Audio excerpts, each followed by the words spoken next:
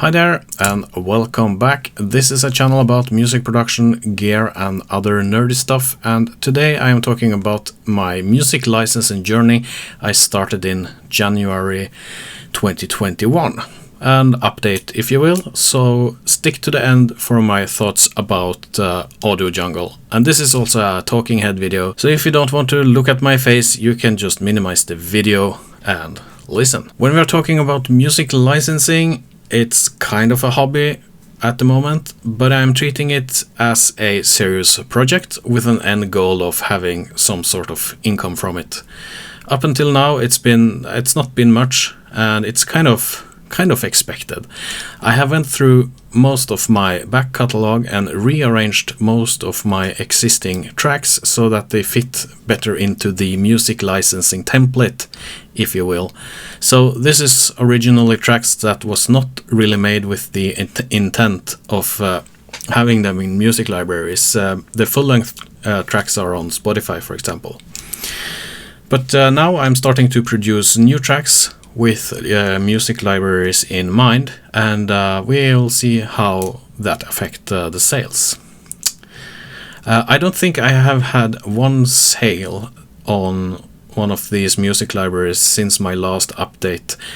There's one exception though. I have some of my tracks on Deposit Photos, and I got some kind of subscription download there, and I think it earned me, I'm not sure, maybe $1 or something. But other than that, I have not had any more sales. What I have sold though is my Ableton Live music templates, so I provide most of them for free or as a pay what you want kind of deal, and some people actually pay the recommended price, and that's of course great.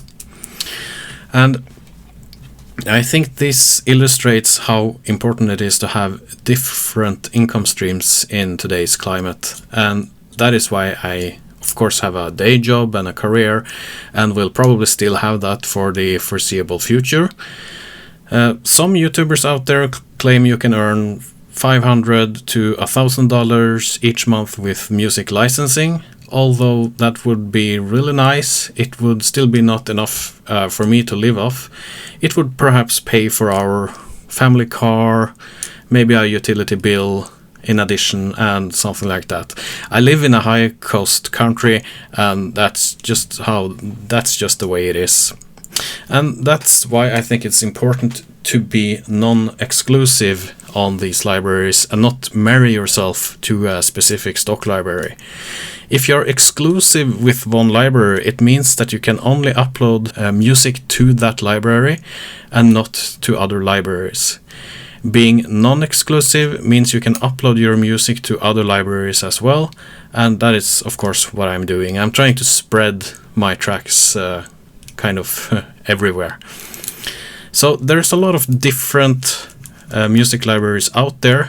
AudioJungle is one of many, but it's one of the older and most known one, if I'm not mistaken. I have not had any sales on AudioJungle since my last video update, and actually the last 6 tracks I uploaded to AudioJungle got rejected. So that is 3 months of waiting, since I can only upload 2 tracks each month. I'm also not in their subscription Envato Elements service, where I think most of the customers are going now. So the question is AudioJungle just a waste of time? No, I do not think it's a waste of time. You have to remember that the tracks I'm uploading now, they are not really made for stock music libraries, and that may be one of the reasons they get so many rejections. I will continue upload music to AudioJungle, but of course AudioJungle is just one player of many players out there, or many things you can do with your music. Another way of thinking about this is, I like to think this way, it's like investing your money. If I invest my money in let's say a mutual fund or an index fund, you don't see any return at least a few years into it. And you also need to have a certain size portfolio And I think this is somewhat comparable for music licensing as well. Maybe not straight off, but it's kind of the same thing. So it's like each new track is like a seed you're planting. Keep planting the seeds and you will have a big forest in the end, meaning more chances of people finding your music and being led to your other tracks in your portfolio. So yes, I think it's worth uploading to AudioJungle in my opinion, and I will continue doing that and mark off in my Excel sheet when they get rejected. So we'll see what happens, but it's probably going to take quite some time. In the start of this year, I was thinking this would take about 1 year to get my entire portfolio out there. I think this will going to take 2 years on AudioJungle at least, but it's fine. It's no problem. I also have my own website where you can license my tracks. Link is in the description below if you want to check it out. If you buy a license from my website, I keep the entire purchase amount except taxes. And if someone buys my tracks from, let's say, Pond5 or AudioJungle, they will pocket over 50% of the purchase price to themselves. So what I get in return is very low. And that is also why I am having my own site. I have not had any sales there except for one, I think. But still, if you sell your track for, let's say, 25 euros, if I sell it on my own website, I get 25 euros. If I sell it for 25 euros on Pond5, I get, I don't know, it's like 7 euros or something like that. So that's one way of doing it. Then again, this is seen through my lens of someone living in a high-cost European country. In other countries around the world, the price may be enough to get by with, and we are competing with the entire world out there. So that's just the way it is, and that's why I am using different strategies for selling my productions. AudioJungle is certainly a part of it, but it's not a huge part of it at the moment.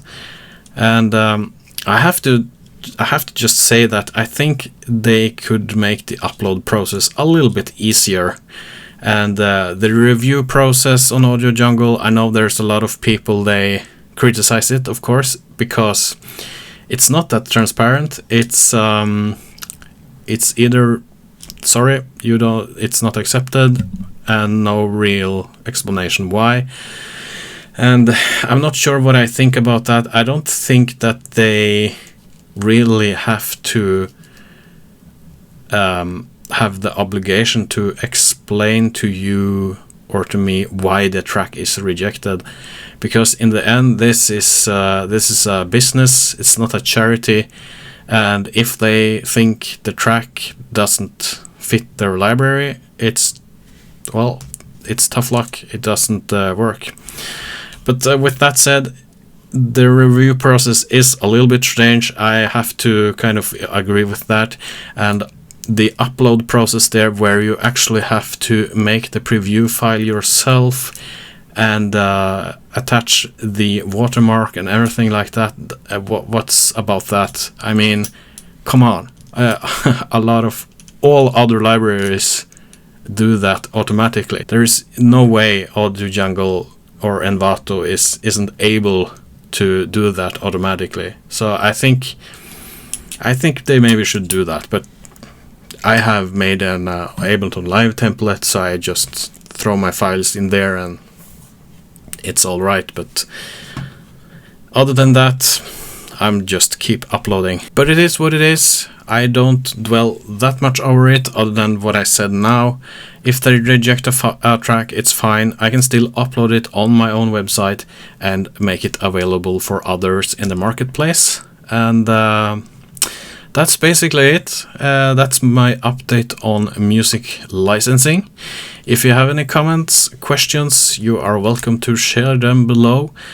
If not, you can click that subscribe button or the bell, you know, all the things that the YouTubers say. And of course, have a great day, and I will talk to you another time. Take care. Bye bye.